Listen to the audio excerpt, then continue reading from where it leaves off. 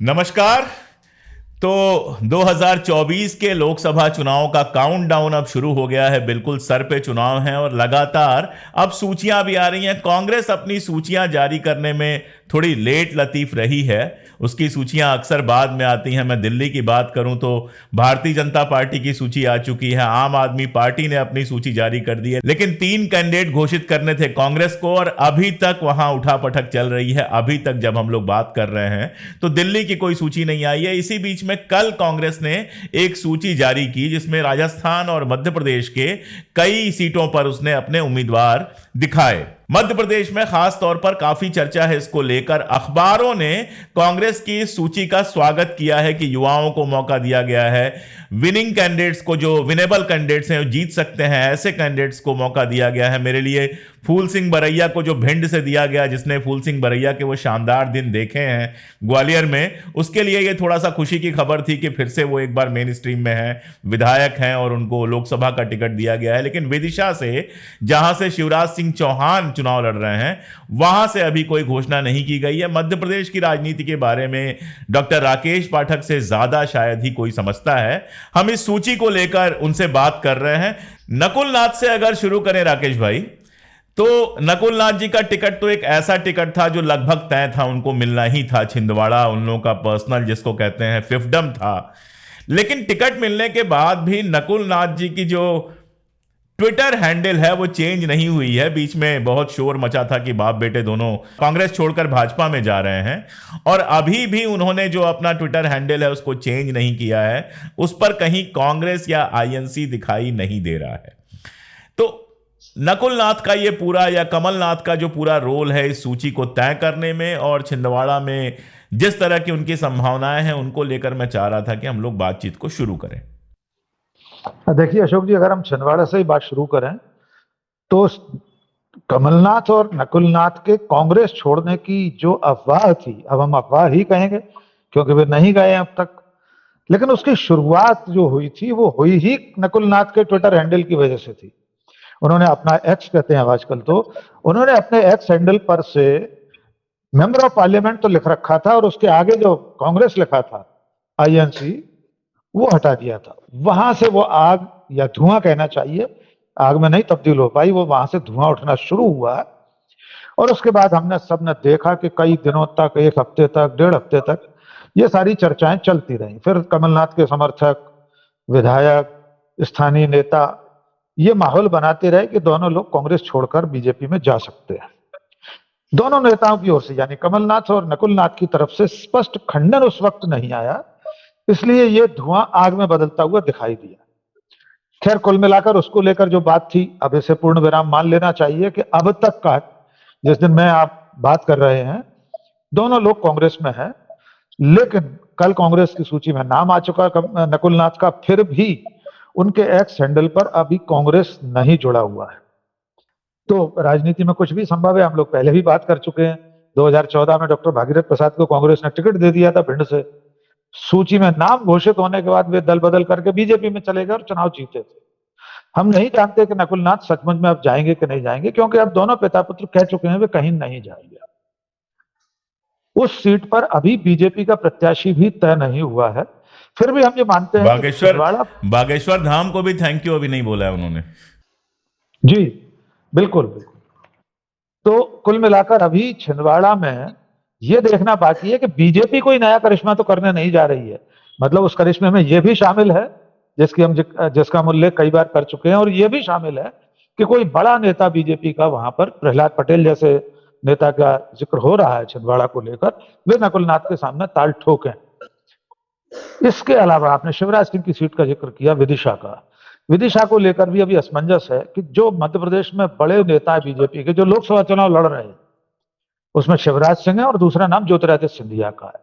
फग्गन सिंह कुलस्ते, गणेश सिंह, दो लोग अभी अभी चुनाव हार चुके हैं विधानसभा का, वहां कांग्रेस ने प्रत्याशी घोषित कर दी है। विदिशा और गुना कांग्रेस के लिए एक चुनौतीपूर्ण मैदान है। स्वाभाविक है इन दोनों नेताओं के सामने, जब तक या तो आप कोई ऐसा प्रत्याशी लेकर आए जो बहुत चौंकाने वाला हो, पर वैसा भी ना हो जैसे विधानसभा चुनाव में वो दूसरे रामायण सीरियल के हनुमान जी को विदिशा में उतार दिया था कांग्रेस ने, वे शिवराज सिंह के सामने कहीं नहीं ठहर सकते थे। तो ये दो सीटें हैं जो हो सकता है अगली सूची में लाना ही पड़ेगी कांग्रेस को, 14-15 तारीख तक हर हालत में नाम घोषित करना है। तो उनके नाम जब सामने आएंगे तब हम समझ पाएंगे कि कैसा मुकाबला कर रहे हैं। इन दोनों सीटों पर थोड़ा विस्तार से बात कर लेते हैं भाई साहब, इन दोनों सीटों पर थोड़ा विस्तार से बात कर लेते हैं। विदिशा वाली जो सीट है उसको लेकर लगातार अखबारों में कई कई सारे नाम चले, और दैनिक भास्कर जैसे अखबार ने, जो बाकी देश के लिए तो महत्वपूर्ण अखबार है ही, मध्य प्रदेश का तो अंतर्राष्ट्रीय अखबार है दैनिक भास्कर, मतलब दैनिक भास्कर में जो छप जाए तो वो लगता है कि बड़ी न्यूज़ मध्य प्रदेश की बन गई। उसमें अणुमा आचार्य जो एक्स विंग कमांडर हैं और काफ़ी सक्रिय हैं दिल्ली में भी और विदिशा में भी, लगातार वो बनी रहती हैं, युवा हैं, मतलब राजनीति में जिसको युवा कहा जाता है उस हिसाब से युवा हैं, तेज तर्रार महिला हैं, और कांग्रेस की इस पूरी सूची में किसी महिला का नाम नहीं है। बाकी सब तो उन्होंने कहा कि युवा हैं, आदिवासी हैं, दलित हैं, ओबीसी हैं, सब हैं, लेकिन कोई महिला अभी तक नहीं आई है। तो विदिशा की जो सीट है जहां से अणुमा आचार्य को टिकट दिए जाने की बात हो रही है, क्योंकि दैनिक भास्कर में सिंगल नाम उनका छपा था, बाकी जगहों पे तो 2-3 नाम थे, तो उसको घोषित करने में इतनी देर क्यों लग रही है और क्यों किसी एक तेज तर्रार महिला को टिकट देने में आनाकानी कर रही है कांग्रेस? क्योंकि देखिए, विदिशा की सीट आप भी जानते हैं, मैं भी जानता हूं और सब जानते हैं कि हराना शिवराज सिंह को आसान काम नहीं होगा। नामुमकिन राजनीति में कुछ नहीं होता है, लेकिन हराना किसी के लिए भी, आप चाहे रामायण के हनुमान जी ले आइए आप, और चाहे आप किसी फिल्म स्टार को ले आइए, लेकिन विदिशा में शिवराज सिंह चौहान को हराना आसान काम नहीं होगा। ऐसे में भविष्य की एक लीडर जो लगातार मेहनती हैं, तेज तर्रार हैं, डेमोक्रेटिक हैं और कांग्रेस की वैल्यूज को समझती हैं, उनको डिबेट्स में हमने देखा है, मैंने भी डिबेट्स में बुलाया है अपने यहाँ, उनको टिकट देने में क्या दिक्कत आ रही है? देखिए, पार्टी के सामने कई तरह के दावेदार होते हैं। निश्चित तौर पर जिनका आपने जिक्र किया है वे सबसे बेहतर कैंडिडेट दिखाई देते हैं। हम और आपने टेलीविजन चैनलों पर बहसों में देखा है, हमारे आपके साथ कई बार वे पैनल में रही हैं। निश्चित तौर पर कांग्रेस पार्टी के सामने ये चुनौती है कि शिवराज के सामने किसे प्रत्याशी बना जाए, वो भी विदिशा में। और ऐसा भी नहीं है कि विदिशा कांग्रेस के लिए कोई अबूझ पहेली रहा है। प्रताप भानु शर्मा राजीव गांधी के दौर में बड़े कद्दावर नेता थे, वे लगातार 2 बार वहां से सांसद रहे। बाद में अटल बिहारी वाजपेयी तक विदिशा से चुनाव लड़े थे, जब अटल जी ने दोनों 2 सीटों पर एक साथ चुनाव लड़ा था, लखनऊ और विदिशा। फिर उन्होंने विदिशा छोड़ दी थी और शिवराज सिंह का पदार्पण वहां से हुआ था। ये बात सही है कि सुषमा स्वराज, यद्यपि सुषमा स्वराज का चुनाव तो उसका भी जिक्र कर लें, हमारी नई पीढ़ी के दर्शकों के लिए रोचक मामला है। सुषमा स्वराज जब चुनाव लड़ने आई तो कांग्रेस ने राजकुमार पटेल को टिकट दिया था। बहुत मजेदार किस्सा है, राजनीति विज्ञान के विद्यार्थी आज तक उस पहेली को हल नहीं कर पाए कि कांग्रेस जैसी पार्टी का प्रत्याशी बी फॉर्म लेकर कलेक्ट्रेट नहीं पहुंच पाया था। आप कल्पना कर सकते हैं, उस पर इतने बड़े बड़े आरोप उनके ऊपर लगे थे और शिवराज सिंह चौहान भी उसमें शामिल थे। ऐसा बताया जाता है कि सुषमा स्वराज को वॉकओवर दिलाने के लिए, मैदान खाली कराने के लिए राजकुमार पटेल से येन केन प्रकार जो भी बात हुई हो हम नहीं जानते, वो पहली आज तक। राजकुमार पटेल ने कहा मैं ट्रैफिक में फंस गया था, तो कलेक्ट्रेट पहुंचे हुए तब जब बी फॉर्म जमा करने का समय निकल गया। अशोक जी, ये अनूठी घटना है देश की राजनीति में। लोकसभा जैसे चुनाव में, जी, लोकसभा जैसे चुनाव में प्रत्याशी कांग्रेस और बीजेपी दोनों आज भी देश की सबसे बड़ी पार्टियां हैं, इनका टिकट मिल जाना ही आधी जीत की गारंटी होता है। और उसमें जैसे टिकट मिल जाए वो अपना बी फॉर्म कलेक्ट्रेट में जमा करने नहीं पहुंच पाया, कह रहा ट्रैफिक जाम में फंस गया था मैं। और उसके बाद सुषमा स्वराज एक तरह से निर्विरोध सी जीत गई, क्योंकि बाकी लोगों ने नामांकन भरे थे जिसमें किसी को 1000 वोट मिले होंगे, लेकिन कांग्रेस का प्रत्याशी वहां नहीं था। तो ऐसी सीट पर शिवराज सिंह चौहान के सामने जो दावेदार हैं, उसमें एक दावेदार का और जिक्र कर देना चाहता हूं। एक स्थानीय विधायक हैं जो उस संसदीय सीट पर आते हैं, देवेंद्र पटेल, उनका नाम भी चल रहा है। वे लगातार पहले कई चुनाव हार चुके थे, लेकिन इस बार चुनाव जीत गए हैं, उनका नाम भी है। लेकिन जैसा कि हम शुरू से बात कर रहे हैं कि राहुल गांधी, प्रियंका गांधी, श्रीमती सोनिया गांधी, सब लोग लड़की हूं, लड़ सकती हूं उत्तर प्रदेश में नारा देते हैं। आज अशोक जी, राहुल गांधी महाराष्ट्र में हैं, वहां महिलाओं के साथ उनका एक संवाद है, कुछ उसका नाम दिया है महिला सावली, कुछ मराठी सा नाम है। थोड़ी देर बाद उनका राहुल गांधी का महिलाओं से विशेष संवाद होने जा रहा है, और पहली सूची में एक भी महिला का नाम नहीं है। तो अणुमा आचार्य जैसे युवा चेहरे को, युवा ही है राजनीति के हिसाब से भी, आयु के हिसाब से भी, ऐसे लोगों को कांग्रेस को मौका देना चाहिए। हम किसी की सिफारिश नहीं कर रहे, हमको कोई लेना देना नहीं किसी पार्टी से, लेकिन पढ़े लिखे लोग वायुसेना में रही हैं, वे महाराजपुरा ग्वालियर में पदस्थ रही और महाराजपुरा जो वायुसेना अड्डा है, वे पहली लॉजिस्टिक वो थी एयरफोर्स की अधिकारी। ऐसे लोगों को राजनीति में आना चाहिए। पढ़े लिखे लोग जब राजनीति में आगे आते हैं तो जनता को भी अपना नेतृत्व ऐसे लोगों के हाथ में देखना अच्छा लगता है।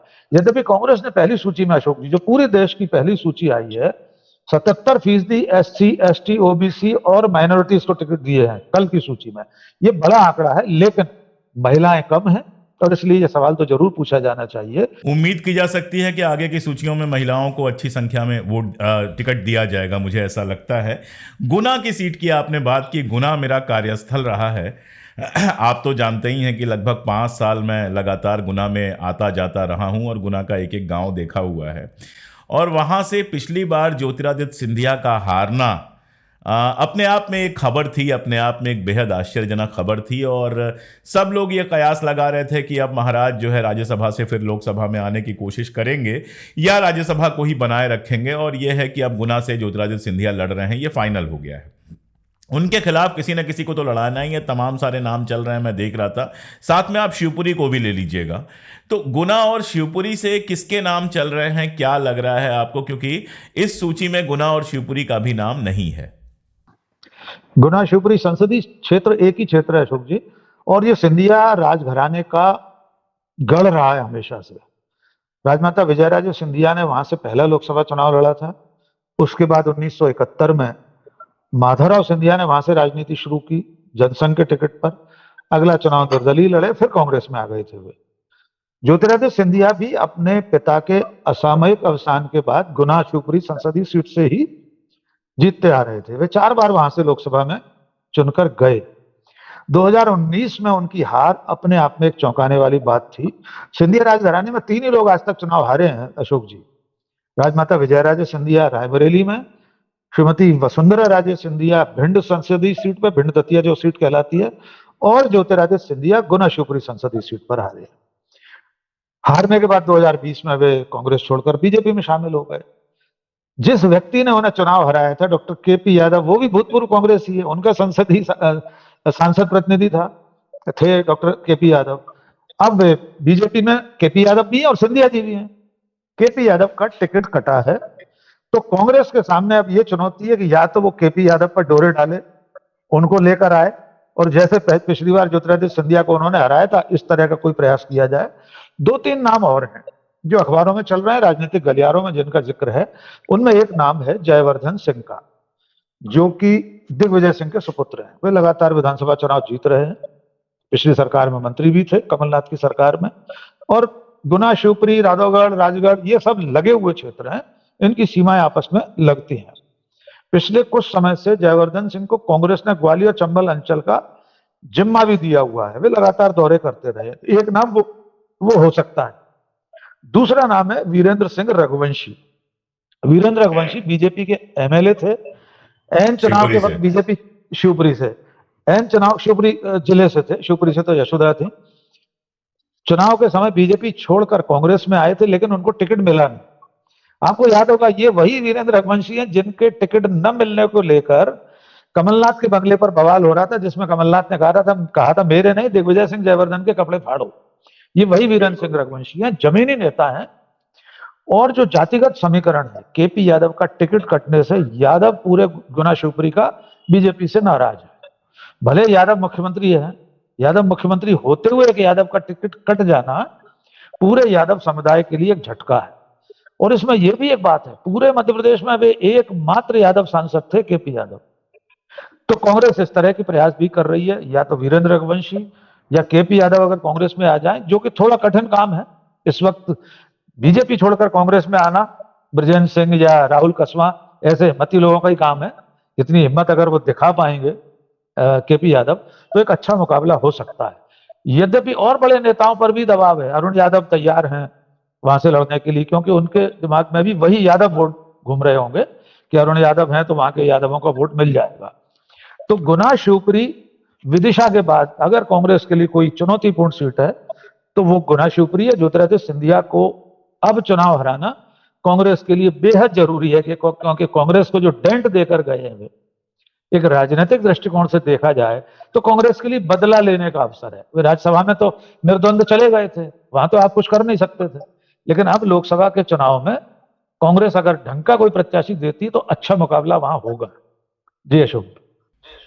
सीनियर लोग क्यों नहीं चुनाव लड़ रहे हैं? क्योंकि कल की सूची के बाद केवल मध्य प्रदेश नहीं, राजस्थान में और बाकी सारी जगहों पर भी ये सवाल उठ रहा है। जैसे वहां पे अशोक गहलोत चुनाव नहीं लड़ रहे हैं, वैभव को लड़ाया, वो भी जालौर से लड़ाया इस बार। सचिन पायलट खुद चुनाव लड़ते हुए नजर नहीं आ रहे हैं। दिग्विजय सिंह का नाम अभी तक लिस्ट में नहीं है, पिछली बार वो भोपाल से लड़े थे, प्रज्ञा जी का टिकट कट गया है, उसके बावजूद दिग्विजय सिंह का नाम नहीं है। कमलनाथ तो नहीं ही लड़ेंगे, ये तो तय है लगभग, क्योंकि नकुलनाथ छिंदवाड़ा से लड़ रहे हैं। तो जैसे मेरा सवाल था कि जयवर्धन सिंह अगर लड़ सकते हैं तो दिग्विजय सिंह क्यों नहीं गुना से लड़ सकते हैं? या फिर सीनियर लीडर्स कांग्रेस के क्या एमपी में भी चुनाव लड़ने से बच रहे हैं? केपी सिंह का आपने नाम नहीं लिया, उनका भी नाम एक आध जगह मैंने पढ़ा था कि गुना शिवपुरी सीट के लिए चल रहा केपी है। सिंह भी है, केपी सिंह भी दावेदार है जी। वो भी काफी सीनियर है। वो भी सीनियर है तो और क्या लगातार कांग्रेस, चुनाव जीतते रहे, पहला चुनाव आ रहे हैं वो अभी। बिल्कुल, तो क्या कांग्रेस के सीनियर लीडर्स एमपी में भी चुनाव लड़ने से बच रहे हैं? ऐसा कुछ माहौल है? मुझे अशोक जी इसमें दूसरी बात ज्यादा लग रही है। जब भारत जोड़ो यात्रा शुरू हुई थी राहुल गांधी की, तब मैंने कहा था और आज भी मैं वही बात दोहरा रहा हूं, ये राहुल की कांग्रेस बन रही है सर, ये कांग्रेस इन मेकिंग है, राहुल कांग्रेस इन मेकिंग। आप मध्य प्रदेश की सूची देखिए, युवा चेहरे हैं, अखबारों ने हेडलाइन लगाई है युवाओं को मौका। तो राहुल गांधी अपनी कांग्रेस बना रहे हैं। एक दो नामों का जिक्र करना चाहूंगा, ओंकार सिंह मरकाम, कमलेश्वर पटेल, राजेंद्र मालवीय, ये राधा किशन मालवीय जो कांग्रेस अध्यक्ष के किसी दौर में थे, जब माधवराव सिंधिया का दौर था और माधवराव सिंधिया की डेथ हुई थी, जब ज्योतिरादित्य सिंधिया ने कांग्रेस में प्रवेश किया था तब राधा किशन मालवीय ही प्रदेश अध्यक्ष थे, उनके सुपुत्र हैं, पहला चुनाव लड़ रहे हैं। तो मुझे ऐसा लग रहा है कि राहुल गांधी अब नई पीढ़ी से विदा लेकर नई पीढ़ी पर दांव खेल रहे हैं और राजनीतिक रूप से ये ज्यादा बेहतर दिखाई देता है जो बीजेपी करती आई है।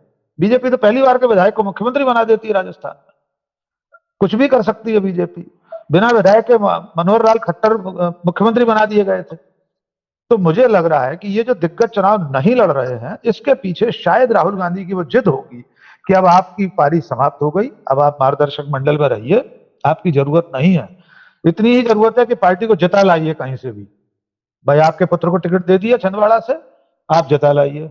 राघवगढ़ के राजकुमार जयवर्धन सिंह को गुना शिवपुरी से हो सकता है दे दिया जाए, तो इन पर्सन जिम्मेदारी दे दी जाए दिग्विजय सिंह को कि जाइए और सिंधिया को हरा कर आइए। तो मैं इस सूची को इस रूप में देखता हूं कि शायद बहुत बड़े दिग्गज, ये लोग वैसे भी बहुत ज्यादा सीनियर हैं। दूसरी पीढ़ी के अगर जो वरिष्ठ नेताओं का जिक्र करें तो उसमें राहुल भैया हैं, अजय सिंह राहुल, अरुण यादव हैं।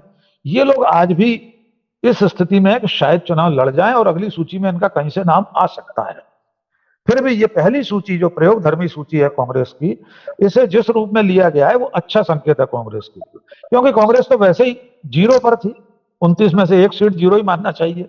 राजस्थान में जीरो, 25 की 25 सीटें बीजेपी के पास, वहां भी जिस तरह के प्रयोग हुए हैं, तो मुझे लग रहा है कि अगर हम सिर्फ राजस्थान मध्य प्रदेश की बात करें, सिर्फ 20 सीटों की बात करें, अगर 20 सीटों में दो दो सीटें भी कांग्रेस ने जीती दोनों राज्यों में, तो इस गड्ढे को बीजेपी और कहां से भरेगी? ये तो कांग्रेस के लिए 200% इजाफा है अपने कामयाबी का। जी अशोक जी।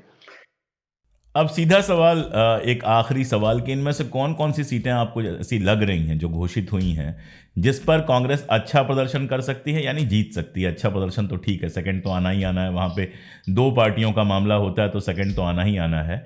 तो कौन सी सीटें आपको ऐसी लग रही हैं जो कांग्रेस वाकई जीत सकती है? ग्वालियर से शुरू कीजिए। ग्वालियर में शायद रामसेवक गुर्जर जी को टिकट दिया गया है, बहुत पुराने नेता नहीं, हैं। ग्वालियर में टिकट नहीं हुआ अभी।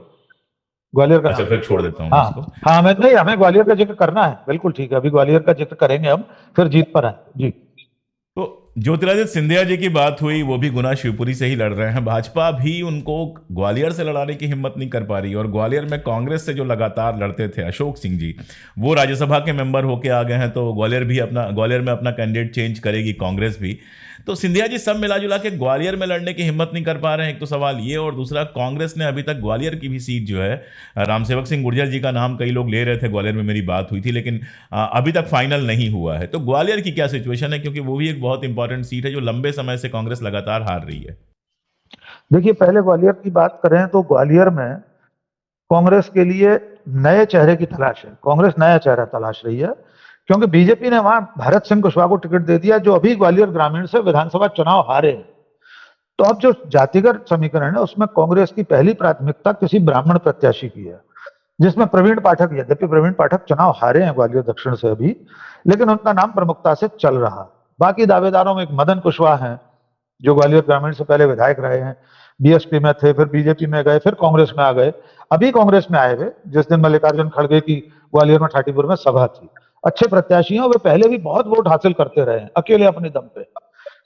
ऐसे दो तीन प्रत्याशी जिला कांग्रेस अध्यक्ष हैं देवेंद्र शर्मा है, अनूप मिश्रा का नाम भी बीच में चल पड़ा, अटल बिहारी वाजपेयी जी। के भांजे, बीजेपी से आकर कांग्रेस को टिकट मिल सकता है। ये सारे कयास अभी चल रहे हैं। यद्यपि जीतने की संभावना वाली जो सीटों का आपने जिक्र किया, भले ग्वालियर का प्रत्याशी अभी घोषित नहीं हुआ हो, लेकिन बीजेपी के प्रत्याशी को देखकर ऐसा लगता है कि कांग्रेस अगर ढंग का प्रत्याशी उतार दे तो कांग्रेस जीत सकती है। देखिए, ग्वालियर की 6 में से 3 सीटों पर तो कांग्रेस का विधायक, मुरैना दूसरी सीट है जहां पर 8 में से 5 विधायक कांग्रेस के जीते हैं। मुरैना सीट कहलाती है मुरैना श्योपुर। श्योपुर के दोनों विधायक कांग्रेस के हैं। मुरैना के 5 में से 3 कांग्रेस के हैं, प्रॉपर मुरैना है, जौरा है। तो कुल मिलाकर ये 2 सीटें ऐसी हैं जहां पर कांग्रेस के लिए अच्छी संभावना है। तीसरी सीट हो सकती है भिंड दतिया। फूल सिंह बरैया का आपने शुरू में जिक्र किया। फूल सिंह बरैया एक जुझारू राजनेता है। बहुजन समाज पार्टी में मायावती के दौर से वे ग्वालियर में लड़ते रहे चुनाव, माधवराव सिंधिया को चुनौती देते थे, अच्छे खासे वोट हासिल करते थे। बाद में मायावती से रार के चलते हुए छोड़ गए बसपा, फिर कुछ समय बीजेपी में रहे, कांग्रेस में आ गए, अपनी पार्टी बनाई थी उन्होंने बीच में। मुझे लगता है कि उनके सामने इस वक्त की बीजेपी की जो सिटिंग एमपी है संध्या राय, कल वे भिंड गई थी, एक वीडियो वायरल हो रहा है, उनसे लोग कह रहे हैं अरे दीदी हमने तो 5 साल से आपको देखा नहीं, आप थी कहां 5 साल से। तो जो एंटी इनकम्बेंसी वर्तमान सांसदों के साथ है बीजेपी के लिए, 29 में से 28 सीटों पर वो सब जगह लागू हो रही होगी। प्रज्ञा ठाकुर भोपाल में सांसद थी, उनका तो टिकट ही कट गया। आलोक शर्मा को टिकट कटा, वो विधानसभा चुनाव भी हारे थे। आज की सूची, यद्यपि भोपाल अभी नहीं है, भोपाल में भी एक फौजी अफसर मेजर जनरल श्याम श्रीवास्तव का नाम पहले नंबर पर चल रहा है। वे बांग्लादेश युद्ध में भी शामिल रहे थे, कांग्रेस का जो पूर्व सैनिक प्रकोष्ठ है उसके पदाधिकारी हैं, अच्छे भले व्यक्ति हैं, उनका नाम अभी चल रहा है। अभी जो सूची कल जारी हुई है उसमें जो जीतने लायक नाम मुझे लग रहे हैं उसमें मुरैना और भिंड, यद्यपि मुरैना का नाम अभी घोषित नहीं हुआ है, वहां भी जातिगत आंकड़े देखे जाने हैं, क्योंकि बीजेपी ने एक ठाकुर को, शिवमंगल तोमर को दे दिया है। तो बीजेपी अब कांग्रेस अब देख रही है किसी, या तो वैश्य समाज से रमेश गर्ग जी का नाम है, या ब्राह्मण समाज से बलवीर दंडोतिया है जो पहले रह चुके हैं एमएलए। कुल मिलाकर कल की सूची में भिंड सीट आप कह सकते हैं जीतने लायक है। राहुल गांधी की अपनी टीम के कमलेश्वर पटेल, ओमप्रकाश मरकाम, ये लोग अपनी अपनी सीटों पर, जिसमें सीधी है और मंडला है, ये लोग अच्छी चुनौती देने जा रहे हैं। कुछ नए नाम है जो पहली बार चुनाव लड़ रहे हैं। आमतौर पर पहली बार चुनाव लड़ने वाले व्यक्ति के खिलाफ कोई विशेष बात नहीं होती, न तो कोई एंटी इनकम्बेंसी होती है, न शिकवा शिकायत होता है। थोड़ा सा इतना होता है जो बाकी के दावेदार होते हैं वो जरूर असंतुष्ट होते हैं जिन्हें टिकट नहीं मिला होता। तो ऐसे दावेदारों में देवास में राजेंद्र राधाकिशन मालवीय हैं, वो एक नाम मुझे ठीक लग रहा है। दूसरे एक पोरवाल खरते हैं खरगोन सीट से, अशोक जी ये सरकारी अधिकारी हैं, ये जीएसटी में सेल्स टैक्स में ऑफिसर थे, कमिश्नर बनने वाले थे, इनका अगला प्रमोशन कमिश्नर पर था बहुत जल्दी, लेकिन विधानसभा चुनाव से पहले इन्होंने इस्तीफा दे दिया था सरकारी नौकरी से। विधानसभा का टिकट नहीं मिला था, लेकिन इनको लोकसभा का टिकट मिला है। नया चेहरा है और आरक्षित क्षेत्र से ही है, ये अच्छा मुकाबला कर सकते हैं। बाकी सीटों पर कई ऐसे नाम हैं जिनके बारे में अभी से कहना जल्दबाजी होगी, क्योंकि वहां बीजेपी के भी प्रत्याशी अच्छे हैं। जैसे सतना में गणेश सिंह है, वो भले ही अभी विधानसभा का चुनाव हार गए, पर वे इससे पहले लगातार लोकसभा जीतते रहे थे। उनके सामने संयोग ये है कि जिसने उन्हें विधानसभा हराया उसी को लोकसभा का टिकट दे दिया है कांग्रेस ने। अब उनका मुकाबला उसी व्यक्ति से होगा जिससे अभी जुमा 4 दिन पहले वे विधानसभा चुनाव हारे थे। तो कुल मिलाकर अभी पहली सूची कांग्रेस के लिए आपने नकुलनाथ का नाम नहीं लिया जी, आपने नकुलनाथ का नाम नहीं लिया, छिंदवाड़ा का नाम हाँ, ले लिया आपने। जी नकुलनाथ पर चूंकि हम शुरू में जिक्र कर चुके थे, हमारी जब चर्चा शुरू हुई थी। हाँ, लेकिन वो स्वाभाविक है, छिंदवाड़ा सीट हमेशा से कांग्रेस का गढ़ रही है। गार्गी शंकर मिश्र वहां से चुनाव जीता करते थे। कमलनाथ प्रदेश से आकर, कमलनाथ का कोई संबंध नहीं था छिंदवाड़ा से, वे तो कानपुर में पैदा हुए, कलकत्ता में पले बड़े। चुनाव उन्होंने छिंदवाड़ा से लड़ा और लगातार जीतते रहे। एक ही चुनाव वहां हारी है कांग्रेस पार्टी, सुंदरलाल पटवा के हाथों एक उपचुनाव हारी थी। तो नकुलनाथ को हराना बीजेपी के लिए टेढ़ी टेढ़ी खीर होगी, जैसे शिवराज को हराना विदिशा में कांग्रेस के लिए टेढ़ी खीर है। तो जब तक कि कोई बहुत बड़ा प्रयोग बीजेपी न कर दे, यद्यपि अगर प्रहलाद पटेल को बीजेपी वहां से प्रत्याशी बनाएगी तो अच्छा मुकाबला होगा, क्योंकि पिछली बार नकुलनाथ की जीत का अंतर पहले से बहुत कम हो गया था। जो कमलनाथ जीता करते थे लाखों से, वो कुछ हजार पर सिमट गया था। जी अशोक जी।